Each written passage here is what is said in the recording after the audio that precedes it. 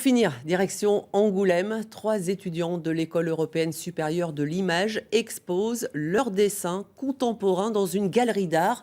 Une expérience unique et enrichissante pour leur avenir. Reportage Bruno Pilet avec Christophe Guinaud. Un atelier mis à disposition des étudiants par l'École supérieure de l'image. Clémentine y perfectionne sa technique.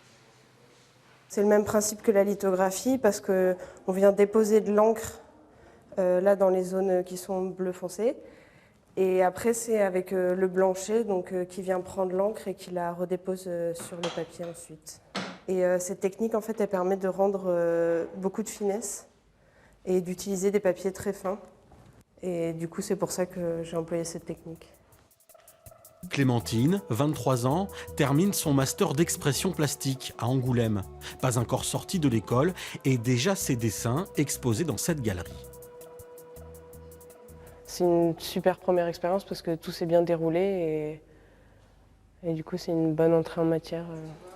Une première et surtout une chance pour 3 étudiants de l'ESI, la très renommée École européenne supérieure de l'image d'Angoulême.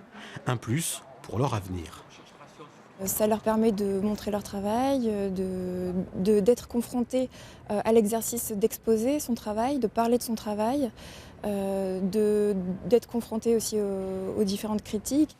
L'idée est venue de la Cité de la BD, de l'École de l'image et de la propriétaire de cette galerie privée. C'est elle qui a choisi ces jeunes artistes. Je pense que c'est important de travailler avec les étudiants, avec la jeune scène qui va émerger, les mettre aussi dans une condition professionnelle d'exposition. On a travaillé sur déjà le choix des œuvres, l'accrochage et aussi sur le marché, combien on allait vendre l'œuvre présentée. L'exposition entre dessins contemporains et BD est à voir sans modération tous les dimanches jusqu'au 18 décembre.